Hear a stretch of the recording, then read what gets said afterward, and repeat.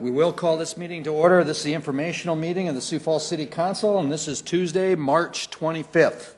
I'd like to welcome everybody out here, and especially we're looking forward to the report as we go forward here. We will call the, is there any, at this point in time, is the Urbanized Development Commission, UDC, is there a report on that, Rex? You bet. Thank you, Councilor. We met the 20th last week and discussed a number of items. First one was work program on public participation. They have a kind of a set schedule, if you will, or agenda that they put together for meetings that we have when we have projects that the UDC goes through to make sure we have enough and the right kind, not the right kind, but we have public input on the projects that they're doing. And so we approved that that procedure for the next year. And then we also talked about the public participation plan for the I-29 exit 60th Street North interchange is coming up. That one's going to be redone in a few years, and so that one's going to be looked at also, participation. The one that probably has as much interest to anybody that we worked on too was working on, they've now got a special mixture, if you will, overlay that they can put on bridges, kind of a non-skid surface. And so, as you know, and bridges and things, so that curve on I-229 south of 18th Street between 18th and 26th, where there usually are some accidents and things, it's a left-hand turn or a right-hand turn coming out of coming from the north. They are going to, we okayed them going ahead with that and putting this non-skip surface on there. So hopefully that'll take care of some of the accidents that we have. We also approved some walking and bike paths in He and Harrisburg. How's that? How about T in Harrisburg? And otherwise, Amber Gibson gave us a year-end report for the MPO on projects and things that she's worked on, and that was about it. It was a fairly short meeting. Thanks, Rex. You bet. Appreciate it. This is an opportunity for open council discussion amongst the councilors. Is there anything anybody wants to bring up at this time? No, not right now. That's fine. So we're going to move right on to presentations. And this is our monthly event center update. And Mark Cotter, please. Thanks, Mark. All right. Thank you, Council Chair and Council. Thanks for having us. Today we get the opportunity to give you another update on your new event center. And I get the opportunity to have a very short part of this today. We'll actually have our architects and constructor talk to you, but did want to just brief history. Back in the fall of 2010, we went through, I think, a very good, deliberate process on selecting the right firm, not only to design the facility, but also to construct it. And now fast forward to today, we've been partners with both St. Combs Deaf Lifts, Koch Hazard Architects, and Mortensen and all their subcontractors. This project's gone extremely well. It continues to go well. And we're finally to that point where we can really highlight some of those interior finishes, fan enhancements that people will come to know and enjoy about this facility. So to give credit where credit's due, Don Deaf Lifts and Jeff Hazard are here, and they're going to kick it off with providing you some pictures that were just taken this week on the finishes that are inside. They'll hand it off to then Jason Marinowski with Mortensen. He'll give you an update on construction and what's to come, and then he'll hand it off to Darren Smith. So let's start off with Don Deaf Lifts. Thanks, Mark. We wanted to take you through real briefly here. Basically, now that spring is here and we're getting closer to our mid-September opening, things are starting to take shape inside the building. People have seen it rise from the outside with the metal and the precast. But now we're starting to see the interior finishes being installed. So what you're seeing up on the screen is the kind of grand lobby to the south is getting finished. As a matter of fact, today they're starting to put the terrazzo in on the floor that's going to match the convention center. So the idea is we're going to connect into that area with the convention center. It's a little hard to tell from this photo, but the wall is actually angled out, and there's a lot of natural light in, so people will be able to circulate around either on the event level or come right in and go up the grand stair and the escalator. And they also has another escalator on the end. And then you kind of look up there and you see a part of the wood ceiling up there. And that's where we've tried to concentrate in the most public areas with the highest end finishes. That's been a goal from the very beginning. And again, to step backwards, we chose the finishes working really closely with Coke Hazard, but also a lot of community groups and one of your own, Councilwoman Sue Aguilar. She was helping us on the finishes, as well as the FF&E, which is furniture, fixtures, and equipment. So a lot of the colors. On the concourse level, we have three kind of major clubs, and the idea is we're trying to make those really nice spaces. The one on the south side is the official club, and it has quartzite material in there, a very large linear bar, and that's going to be directly beyond the center seats that are going to go on sale, I believe, in a few months. On the opposite side of the building, there's an opening to look to the bowl, and we had always called that either the Prairie Club or the Everyman Club, so everyone can get a great view of the action that's happening in the arena. And then we also have one filled with the slate finish on the very end. So if you're on the end, you can watch the end sporting events, or you can look directly at the stage for the concert, which we think is going to be a really nice feature and very important to the building. The other thing we've done is we've tried to really judiciously use upgraded finishes, so we're both affordable, but we really have a nice, long-lasting building that doesn't look trendy. So we're hoping that when people walk in this building in 20 years, it looks as good as it does on opening day. So what they've done is they've taken the concrete, polished it with a diamond finish, stained it with a two-tone, and we think that's going to be very striking in the building, and that's on the main concourse you're seeing. The suite level is all carpeted, simple carpet. Unlike a lot of our arenas, what we've done is we've put tile throughout all of the restrooms, as well as on the backsplash of the concessions. We think that's a very nice feature. It'll last long. It looks like they're upgraded finishes. So everything from the simple concourse restrooms up to the suite level restrooms as well. The other thing we've been really concentrating on throughout the whole design of the building is to make sure we had the correct mix of amenities for people with disabilities, and that includes multiple wheelchair platforms that are vertically and horizontally distributed. They're pushed forward, so if someone stands, you can see over the shoulder. We have things for people with sight impairment or hearing impairment. We did a lot of upgrades to the entire site for ADA parking, as well as new crossings, which you start to see if you drive out there now.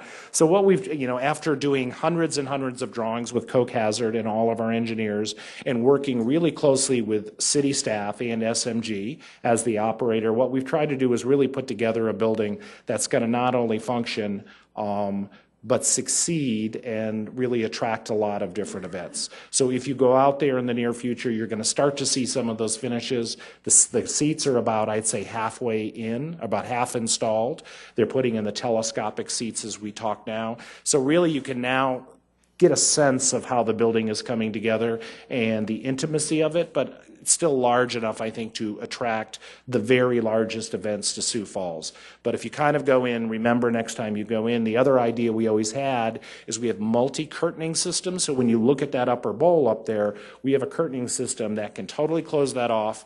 We can drop the video board, and the whole building's going to feel much more smaller and intimate for those smaller events, and that's what we always wanted, that it's going to be great for the big events, but it's also going to be really good for those smaller type events and not look like a half-empty arena. So that's always been our goal, and so hopefully we're getting closer to meeting that goal. And now Jason's going to talk to you about some of the installation things. Thanks, Don. A couple weeks ago, I had the great pleasure of actually giving tours to the Summit League tournament, both the commissioner as well as the athletic directors and the university presidents. And nothing that I like better than to actually go in the center of that bowl and for the first time see the reaction of the people walking in there saying, you know what, in another year, we're going to be able to see at the Summit League tournament. First thing they saw was a center hung scoreboard actually sitting on the ground. It's right before we raised it for the very first time. So a center hung scoreboard is in place. It's installed.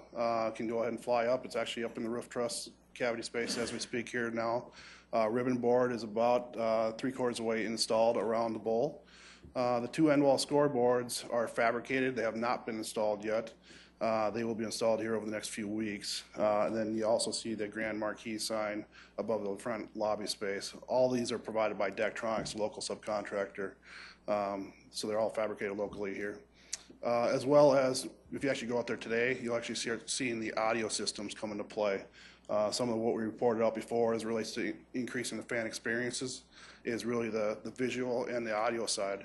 So we've actually upgraded the audio system to a line array system, which is a higher technical system that really provides the best sound possible for the fans out there.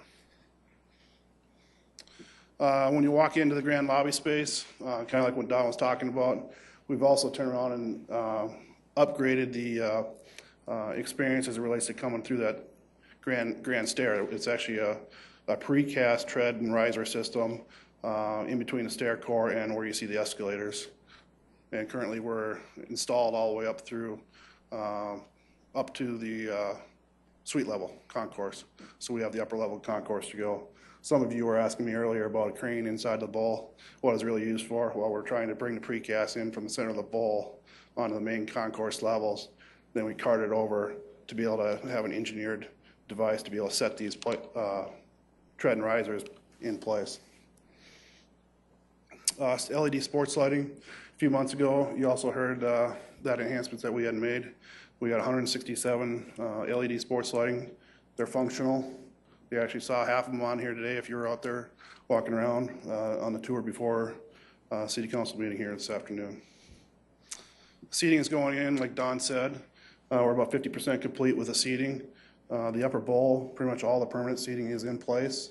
The retractable seating is installed on the north side, and we've also started between basically what the club seating would be on the opposite side, on the north side, Howard Wood Field side, is going in. In the bottom left corner there, that's actually the large retractable section that is portable or movable. It provides the flexibility for the operator for other events. So we can retract that, but we can also turn around and move it out of the bowl altogether for events that want to have additional space underneath that overhang. This is actually a good picture here for our concession stand. One thing that I like about this is pretty much everything you see is by local contractors. I mean, if you look at the floor, you look at Pesca Construction that installed the flooring. Working your way up, the casework or the food service equipment, Institution Services provide that, another local contractor. You look at the lighting, that's Muth Electric. You look at the plumbing systems, to Sears, with the local unions that went ahead and installed all the plumbing. You look at the overhead grill, again, overhead door of Sioux Falls, all local contractors here to the city, so we're well underway with the maintaining 85% local participation. The picture on the left here represents the home team locker room. So you see the casework going in, and the picture on the right is really an example of the shower that's for the home team as well. The floor itself is not installed yet, but you can see it's a higher end shower for the home team there. And again, as the athletic directors walked around, one of the things that they were very impressed with or very satisfied with is the consideration of the upgrade, what's going to happen for the teams coming in to be able to experience next year for the number of locker rooms that we have and what the finishes are going to be. Upcoming construction activities, we'll continue on with lower bowl seating, continue on with the finish work, the ceramic tile, the painting. You also start seeing the terrazzo floor, as Don said earlier. That actually just started this week, the terrazzo floor in the lobby space, interior signage. You also start seeing some FF&E packages coming in, which that's furniture, fixtures, equipment for anybody that didn't know that. We'll also start seeing the site work in the next 30 to 45 days. Once we get the frost coming out of the ground, you'll start seeing some of that site work and landscaping coming into play. So with that, I'm going to turn it over to Darren.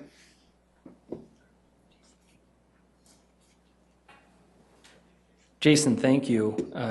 Good afternoon, Darren Smith, Director of Community Development. Always like to start with this slide to show where we began in the beginning of this project in terms of our goals around private revenue generation for not only the new event center, but for also the convention center and the arena. So this outlines those 5 key goal areas that we had, what we've been able to check off the list, so to speak, so far, but what we still have in front of us. And you can see the naming rights, the luxury suites, the loge boxes, but we still have club seats and more sponsorships. Okay, to date, we have generated just over $35 million in total value in terms of private revenue for the facility and the entire complex. I want to break that down just a little bit further. So where are these dollars coming from? We have more than 50 agreements so far to date in each of those categories below collectively. $20.75 million, as you will recall, is in the naming rights agreement that we have with Sanford Health, First Premier Bank, and Premier Bank Card.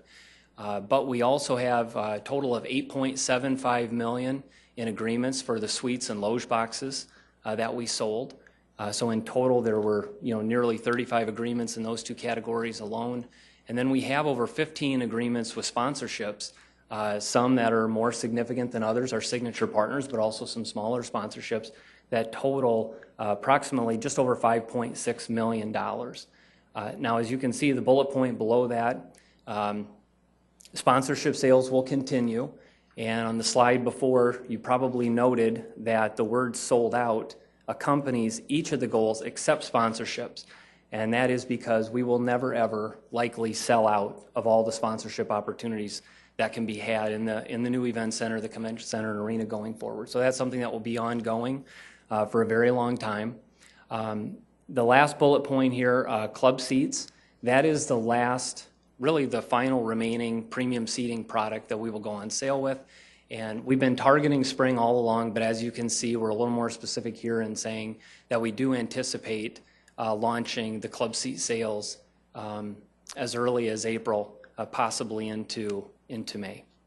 And I know there will be questions at the end, so I'll look forward to that. And next, I believe, is Tracy Turbach.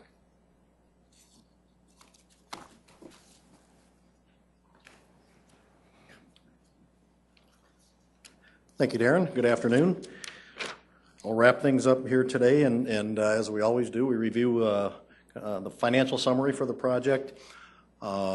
Really, the only thing that's changed on here, 2 things really on since the last update for the expenditures on the professional fees and construction. Construction, of course, is where the significant dollars have been focused. That's since the year-end December 31st figures. We've spent another $6.4 million over the last couple of months. These are through February, so year-to-date through the end of February, or project-to-date, I should say. We've spent about 65% of the approved budget on the project, so there's a lot to happen yet between now and when the project is finished and closed out. Other than that, we really don't see much changing here from the last update, and with that, we will plan to be back in May and stand by right now for any questions you might have. Thank you. Great. Thanks, team. Councilors, are there any questions that anybody might have? Councilor Jameson, please. Sure, thank you. I don't know if Don or Jason, maybe Jeff, even if Jeff's here, we should have Jeff come up just because Jeff's worked really hard on this building. Jeff, come on up.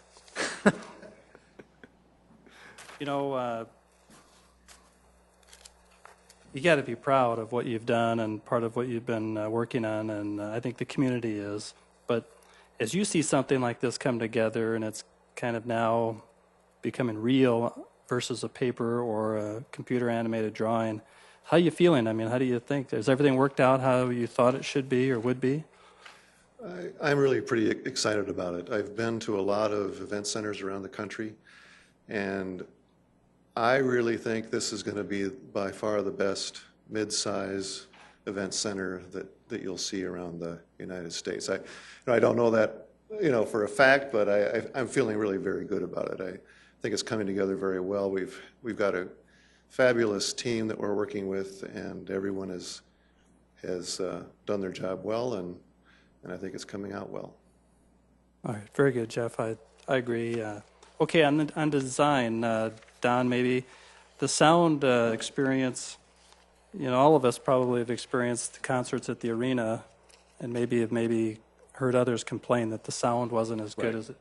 Or what are we doing, or have you done to help? Yeah, so there's two different parts of sound. So there's the house sound, which is what Jason mentioned they're just putting in now. So that system is used for pretty much any of the sporting events or smaller concerts that aren't the big touring shows. So what we, as he said, we've upgraded that sound system. So there's 2 or 3 things. We got to make sure the sound system itself is great and it has enough bass, which will, because we've upgraded that. And then what we've also tried to do is put in a lot of acoustical absorption. Unlike a symphony hall, you want these big buildings because there's such big volume to be able to absorb the right amount of sound, but still not be dead, be exciting for sporting events. So that's what we always try to do. So when you go in there, what you're going to notice is there's some kind of horizontal boards up there. If you get close, they kind of look a little like spaghetti. That's tectum. That actually absorbs sound. And then on the big end wall opposite or behind the stage, we have a lot of absorptive panels in there. The other big deal is with all the upholstered seats. That absorbs a lot of sound. And then the final big element is we could do what they call lapidaries, which are big acoustical baffles off the ceiling. So all of that absorbs the sound, and then you take the house sound. And then what you got to do is the bigger concerts always bring their own stuff. So you just got to make sure that, when we do the design, we try to keep it close. There's not a lot of walls that can bounce off. So what you'll notice on the U-shaped bowl is all of the sound from the concert stage is going to go towards that bowl. It's rounded, but it will be filled with people absorbing the sound. So for an arena, it's really about absorption, but keeping it, not so dead that it's an exciting building. So we've really concentrated on that. We've gotten good reviews on our other buildings. We're expecting that here. We have our fingers crossed, and we're hopeful that is going to happen, and we're expecting it. So, Great. One more, Councilor James? Oh, excuse me. We'll start off here. Michelle first. Question for Darren Smith, please. Thank you. Could I? Don. Oh, I was going to get Go Don. ahead. I was Oh, gonna- you know what? If you want. No, he's whatever. up there. Okay. We'll bring you back. Thank you. All right. Kind of away from the report, can you give us an update on development that's going on or potentially going on around that area? You talk about Russell Street and anything else that is on the horizon for that area?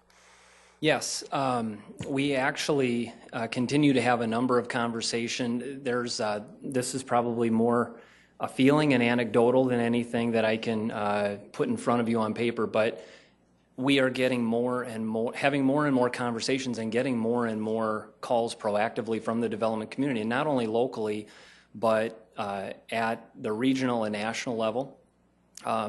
We are planning later this week to actually make an announcement out in that area that I believe will be the beginning, the type of catalytic project that could lead to more development out in that area.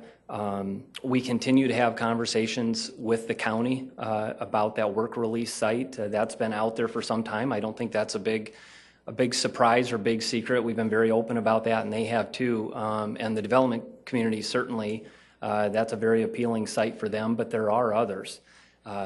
There's, again, other conversations that we're having with potential restaurants in particular and their commercial brokers. It's just really hard, as you know how that works. It's hard to talk too much about that until they're ready to do something. But yes, there is growing interest in that area. You're going to see some things, I think, soon. And I fully expect really probably the first 2 to 3 years that the event center is open and fully functional and everything else, I think you're really going to start to see things take off. But it's also going to be a several-year process as well, and I think we need to manage expectations. We just do, so. Mm-hmm. I think that was my point, is that number one, we're not forgetting that there is space out there that needs to be developed, and we intend for it to develop. Yes. But that it is not going to happen in the next 6 months. That it is stuff that's really important and is going to take some time. But this area is going to change dramatically in the next few years. Yeah, and I know I'll make Mark Cotter's day by saying this, but big part of this, you guys have heard this before, oftentimes private investment follows public investment, and that's just a reality. And with what the city is doing with Russell Street out there in particular, going from 4 lanes to 6 lanes of streetscaping, I mean, let's be honest, that larger area has been largely an industrial area for years. It looks like it and it feels like it. And that's what we need to work hard to change. And I feel more confident than ever. You know, we said a couple years ago, we felt like that would happen and we could do that. And I feel more confident than ever saying that that will happen. You're going to see some things short term, but it is going to be a transformation over a several year period. But with all the airport improvements, Sanford Sports Complex, Russell going to 6 lanes, the proximity to the interstate, good transportation with Minnesota Avenue and the others around it, it's going to happen. Good, thank you. Councilor Ruffing? Yes, Don? My question is on the hearing assistance. What are we doing out there? It's kind of a, not concern, but it's an interest of mine that what kind of program are we doing? So, I mean, again, what we're kind of looking at is a lot of stuff on the video boards for people who can't hear. And then, so basically what you have is you have wireless headphones, so you can pick them up at the concierge desk. And some buildings like have them, you know, direct, so you can pick them up and sit in any seat. And we have like what they call an FM loop. It's like an in-house radio station. So they can listen to those and just pick them up and sit anywhere in the arena and have that sound. And then in addition, we have a lot of, especially for people who can't at all, we have the video boards. And again, by investing in the better video boards, we have way more options for that. So we can have messages, especially for people who can't hear and they have to have visuals, and it's emergency as well. So informational messages, emergency as well, strobe lights, all of those kind of things for people with both sight and hearing impairments as well. Thank you. Councilor Jameson, did you have another question, please? I did, thank you. First off, Darren, thank you for, come on up, sorry. Thank you for putting the dollar amounts in here. I think that really helps add value into everything that you're working on. And it's good for the public to see those numbers. It's a lot of money. Mm-hmm. It's a big deal. It's how it works. I mean, yeah, it is. I see at the bottom, though, on that graph, I guess, club seating. Yeah. Club seats on sale in April or May. Why wait or why spring? Is there a... Well, the short answer is there are a number of things, as I've learned, that go into the club seat sales process. It is very different than the suites or the loge boxes. I mean, for starters, you know, on the south side, we're looking at, you know, between 400 and 500 club seats versus a very limited number of suites and loge boxes.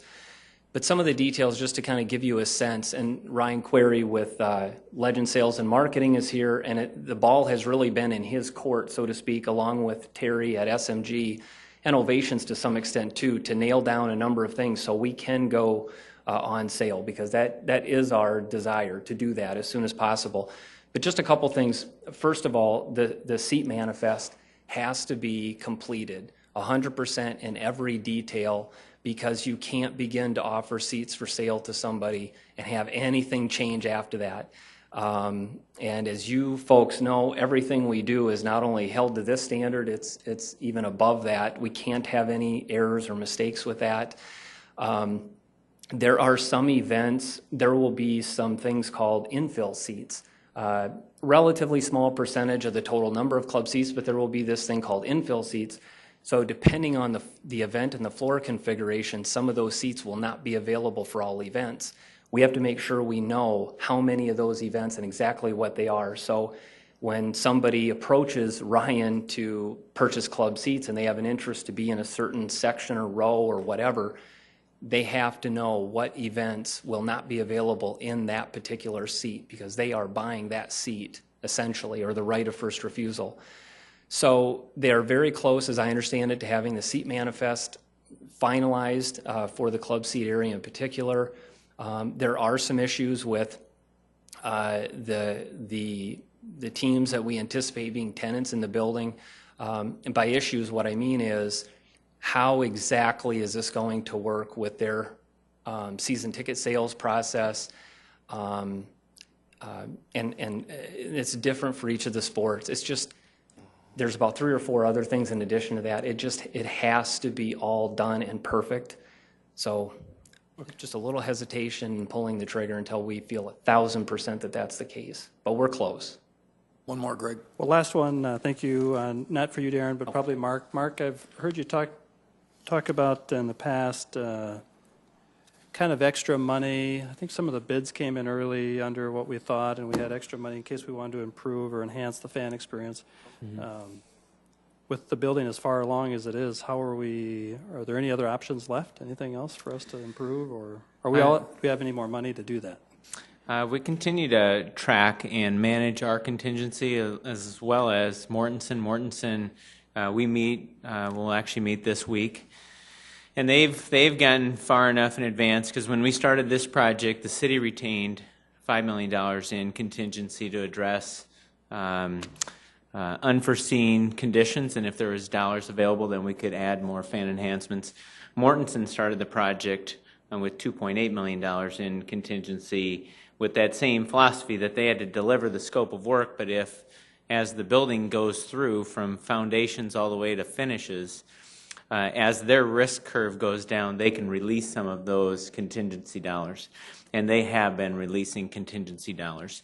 And so we've been applying them. One of the most recent ones was upgrading to the line array system. That line array sound system is a top-of-line sound system that you can have to really operate a building like this. A number of those areas that we've talked about in the past with those diamond polished floors, you finally got a chance to see what those finishes look like. When we started the project, we were going to stain the floors, and so the finish now is brought in a specialty contractor to actually grind those floors, then they dye them, polish them. There's been a number of really nice fan enhancements. We've talked about the sports weave in the past, to have not only a very good seat for the lower bowl, but one that's going to be durable, easy to clean, and that's good from an operation standpoint. Our end wall scoreboards, we've got a beautiful center hung scoreboard. We have a 900-foot long ribbon board that was all part of that digital package, and 2 end wall scoreboards. Well, of recent, now that we have everything in place, we were able to work with Daktronics to upsize those end wall scoreboards, and that just happened in the first quarter of this year. And those went up by nearly double in size. And so, if you're in the arena during the Summit League, when they're just showing video, that's pretty spectacular on the end boards. We're able to substantially enlarge our end wall scoreboard. So every test that we make is when we have dollars available, first and foremost, facility enhancement, fan enhancements, and we've been able to take a number of those. So that's some of those that we've been able to take. Yeah. Councilor Anderson. I'd like to talk vendor contracts. Who do I speak to about vendor contracts? Would that be you, Darren, or? Probably not. Okay. Well, let me throw the question out and see who will answer. We're doing a great job making sure that local businesses are being able to participate in the building of this. How are we doing with the vendor contracts, and how many of those contracts are going to be locally owned businesses? I know it's an open market, and that, we have national corporations that are looking at this and interested, but I think that's something that we need to discuss. I'm going to give a very brief answer if this does apply to our area at all, and then I hate to pass the buck to Tracy, but when you talk about vendors, that is probably in the area of ovations with food and beverage. I would just say that as it pertains to the sponsorship sales effort, and there is some of that in there, and I think there will continue to be, you probably summed it up best, that it is this balance of it's an open competitive market, so it's the best deal, and we've said from the beginning with this building in every aspect, we wanted to be selfish on behalf of the taxpayers and that we would make the best possible long-term decision for this building, period. But we would try and balance all of the things that are going to come along with, whether it's the percentage of people doing the work, the dollars spent, the local food, those types of things. And so that is something that we're focused on, and Ryan and John Alper and others at Legends know that. That's the message from us too. But at the end of the day, it is the best total deal, and the local aspect is one, and it's important, but it is one. So that's probably the best answer I can give you on sponsorships. But as far as other vendors, I'd probably defer to Tracy.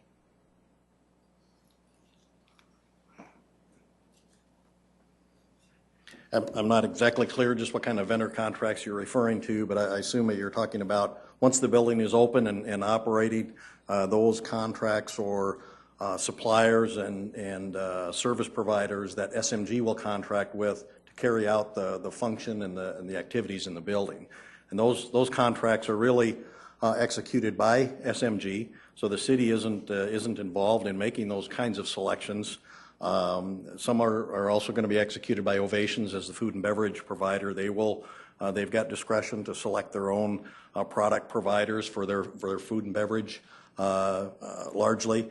And really both of those entities and SMG in particular have been charged with running the building as a business, and just as if they owned it themselves, to really maximize the use of the facility, to get as many people as possible to come to events, and to run it in a business-like manner. So I guess unless you've got something more specific, that's maybe as best an answer as I can provide right now. Well, our next event center update is May 27th. Could we have people who could answer those questions at the next meeting? Maybe if you could clarify I don't know what kind of vendor contracts you're talking about. I asked for vendors after the building opens, so that would be your concession vendors and the vendors that will be making supplies. You basically told me that SMG would have to answer those questions, so I'm asking if SMG can be here on May 27th. Well, certainly, but in the meantime, you certainly don't have to wait until May 27th for that. If you've got specific items that you're interested in, we can certainly track down answers before then. Again, Ovations will have discretion in selecting their providers. They've got providers that provide food product and beverage products to them today at the arena and at the convention center. And I assume that if they're operating as a business and in a business-like manner, if they've got good relationships now with those providers, that will continue to the extent that their providers can meet the needs in a larger facility with larger events. And I would say the same thing for SMG. It's not like we're starting from scratch. We've got an ongoing business enterprise out there now, and they've got ongoing relationships with a lot of different vendors and a lot of different service providers. So they're not starting with a blank slate. And I didn't expect them to start at a blank slate. They have the arena, they have the convention center, they have the Orpheum Theater. I guess my questions might be to them. We've made some major announcements on sponsorships of people who provide concessions out there. I just have questions about that I feel they could answer. So that's why I'm asking. And if you're referring to the pizza one, that's the only one I'm aware of in terms of. You have pizza, you have beer, you have pop. Have all been announced at this time, sir. Pizza, and right, you're right, the Pepsi sponsorship. Those are all concession items, and those are things that I would just like to ask Ovations at the time. So, I'm just asking if they can be here May 27th. If they want to meet with me before that, maybe we can have those discussions. But yeah, I'm just making a request at this time. Yeah, and I would encourage all of you, if you've got specific questions like that, again, you certainly don't have to wait till every other month update to ask them. Feel free to shoot us an email or pick up the phone. We're certainly happy to respond to those inquiries at any time. Great. Thanks, Tracy. Kermit, please. Yes. Darren?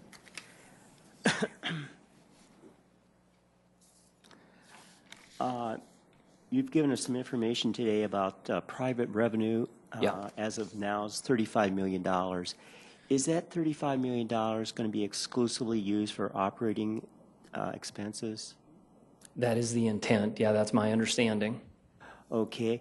And so we're not going to give SMG any subsidy or anything like that for operating the facility? Well, I'm going to defer to Tracy. He's responsible for the agreements with SMG Innovations and how those are structured. Okay.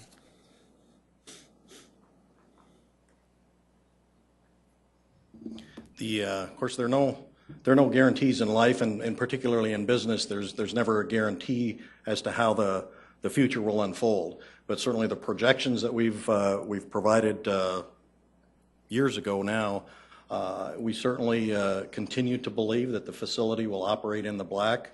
The revenues, all the revenues that Darren reviewed with you earlier will go to support the operating budget. And I think with the success that they've had in selling sponsorships and naming rights and the suites and all those things that will generate revenues that we don't currently enjoy today in the arena and the convention center will take us a long way down that road and making that a reality. Yeah, I'm very happy to hear the continued statements that, you know, we're going to operate this in the black. We're actually going to make money. It's going to operate like a business. I think that's great. But when it comes to SMG, are we going to subsidize them or not? Well, I'm not sure I understand your question. They will be paid a management fee. Are we going to pay them to operate this, or are they going to make money off of operating this? Well, they are the contracted operator. They will be paid a fixed fee. In addition to that, there are incentives in their contract that if they exceed revenue benchmarks and customer service benchmarks, then they can increase that fee. But there is a cap on that. Okay, I'm trying to remember, how much are we paying them? Their base fee in 2013 was $100,000, and I believe there was a 2.5% escalator on that. So this year it would be $2,500 more. And then again, if they exceed their revenue benchmarks and exceed or meet our customer satisfaction and city satisfaction goals, they can earn further fees. In fact, they could actually double the amount of their base fee. Okay, thank you. Mm-hmm. Thank you. Councilor Karski. I have a question. I don't know if Mark could answer it, but it's kind of regarding the contract, and we talk about the upgrades, and I know we have $117 million, $115 million that was approved, plus the $2 million for the scoreboard, and we talk about upgrades, and running through my mind was the thought, well, when do we stop spending on the upgrades? Why can't we put some of the money back in the bank, so to speak? But the way the contract works, the general is at risk up to that amount, correct? I mean, is there any reason why that we couldn't take money instead of saying, we don't need this upgrade, let's put the money back? Is there any way that could happen? Well, maybe to first start to speak to the risk, the general's at risk for what we ultimately, when we got to a point we locked in a guaranteed maximum price, we had a set of drawings and then a written scope of what they had to deliver, what Mortensen had to deliver for that fixed amount. And so that's truly why they set aside contingency dollars to make sure that they can deliver that. Because as they go through the multiple schedules of work, everything from foundations to painting, those are ultimately all projected costs until they lock in a subcontractor. Now that they've started to lock in subcontractors for about 99% of the work, their risk goes down. That's why they're able to release contingency on a monthly basis. One of the things that we've done from the very beginning, utilizing the Design Elements Committee and the facilities, is to have that list of add alternates to either further enhance the facility from an operations standpoint or a fan experience standpoint. And those have all been really good ads that we've been able to take and to really make it a nice, timeless design. I will tell you that we are, as a part of our project financials, we are planning to set aside some dollars because as we toured many facilities, one of the things that they had shared is after you open these facilities, there will be some items to address, some items to correct, some potentially a sponsor that comes year two that you want to help participate, get in the building. And so we've identified some funds to set aside for that year two, if you will. Baseline $250,000, and we'll try to grow that accordingly. And so At this point in time, as Tracy mentioned, we do still have $41 million worth of work yet to put in the building. So Mortensen's still managing a risk. We're still managing a risk. And ultimately, even if we get to the end of the job and have somewhere between $250 and $1 million available, that's still only 1%, less than 1% of this project cost. And so I know on the surface it seems like a large dollar amount, but from a project perspective, it's still a very, very small percentage. And we know that too, because scale of project this size is a risk. So at this point in time, I would tell you that we're going to manage every dollar. We're going to make sure every ad that we put in the building is truly a fan enhancement. People would appreciate that's a part of this original. But we're also trying to set aside dollars for year 2 to address those issues that you have just whenever you open a building of this size. Okay, thank you. And I appreciate that, you addressing that, because first of all, I know that we're not building this facility to be the cheapest facility that we can build, and I'm glad we're doing it the right way. We're doing it first class, and I'm excited about what I've seen in there so far. So thank you for that. But just in the sake of full disclosure, and so the public knows that we are watching the money and we're trying to be responsible, I just had to ask that question. You're welcome. Thank you. Mark, maybe one more question while you're up there, if you don't mind. Are we still giving public tours of the facility? We are through the end of March. And now, very soon, we'll have one more week, one more weekend, and then ultimately we'll stop conducting those because in just a very short time, just a few months, we'll have the building done, and we want to actually create that wow factor for the final finishes. And so one more week with public tours. Thank you very much. Are there any other questions? Councilor Anderson? May I ask a question outside of the event center? Sure. If I might make one statement, and then we'll open it up again. Is that okay? Sure. Excellent job done. I had an opportunity to read one of the press releases that went out today, and I was unbelievable. If you can imagine, 1,000 pages of architectural sheets were drawn up and studied prior to a shovel going in the ground. It is a huge, huge venture that we entered into, and I think the team has done a great job. I had a chance to tour it too, and it was fantastic. I also heard some response from some of the coaches, some of the ADs from the Summit League, and they're just amazed and they're excited to move their venue into this facility next year. So I'm looking forward to seeing more. So that's great. Councilor Anderson. Question for Mr. Cotter. And Mark, Yes, Councilor. You may not know this at this time, but could you tell us when we will get the next railroad relocation update? Last week we voted to spend $200,000, I believe. Yes. So I can give you a short update today, and then ultimately I would like to come back in probably 6 weeks and really roll up probably a schedule as we'd see it through the finish of the project.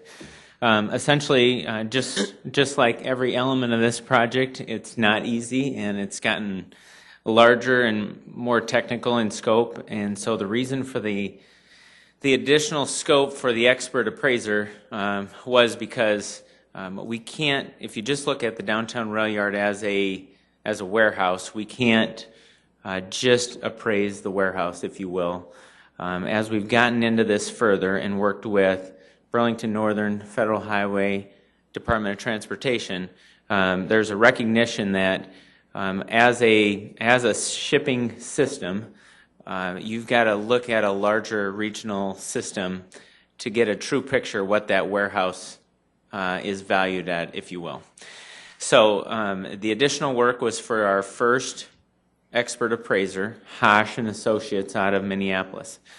Now there'll be another contract coming forward that's probably a third to half the value of the first appraiser, because when you spend federal dollars to make sure that the landowner is not fairly treated, you've got to have another lead national appraiser for something like this check the first appraiser's work, and that's very involved as well. Okay, and so the look forward right now is the first appraiser has about 90 days worth of work ahead of them. and then the review appraiser will have 2 months of work ahead of them. So right now, and we're working to get the second appraiser under contract, so when that one comes forward, that's John Wittes out of Spearfish. The DOT's done extensive work with him. He's done a lot of highway, pipeline, and railroad review. So we'll have 2 of the nation's experts on railroad appraisal work working on this project. And ultimately what I'd like to do is just merge both their calendars, because I want to make sure that if there is some overlapping work that they can do in parallel, I give you a true picture of what this schedule is. But we're heavy into very technical appraisal really for the next 5 months.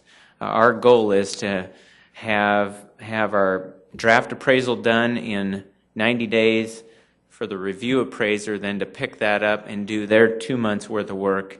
And then ultimately, if everything meets federal test, then we can actually sit down and negotiate the deal with Burlington Northern. So that's the brief update. A lot of appraisal work yet to do for the next 5 months. So the bottom line is the feds required the appraisal work, and everything is falling underneath the allocated dollar that we have, correct? That's correct. Great. Yes. Are there any other questions for the council? Yes, Councilor Anderson, one more, please. Last one, Mark.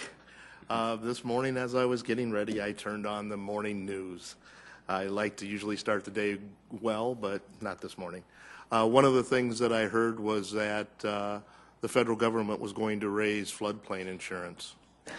And even though the president was against it, that they're in a bad situation, and that it sounds like that raise is going to go through. When are we going to have the Corps come back, review all this work we've done, and get our people out of this mess? That's probably a second presentation for you. As you know, we had the discussion about the 8 additional structures that they came in and asked us to upgrade. That work's been bid. It's about $3 million worth of work, and the contractor's actually on site. If you drive out right now to Westward Ho, you'd see one of the sites that they're working on.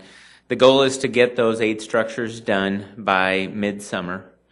The Corps will then come in and ensure that everything was constructed accordingly, and so they'll probably be, by the time late summer comes, to make sure we have all the operation and maintenance manuals ready and the as-built construction plans. Once those are certified, then they hand them off to FEMA, and FEMA has 24 months to review. Now, what we've heard from the council is if we can accelerate that review of FEMA, potentially hire a third party like Icon out of Denver. Icon does a lot of work for FEMA to do the review for FEMA to accelerate that 24-month time frame. That would be our goal. That's what we're trying to run to ground for you. But right now, looking forward, I'd say we're at least 30 months, 30 to 33 months. Because once FEMA says, okay, we trust the maps, they can be updated, there's still then probably a 90 to 120 days of public comment, and then also taking those revised maps through this body. You're saying $3 million right now?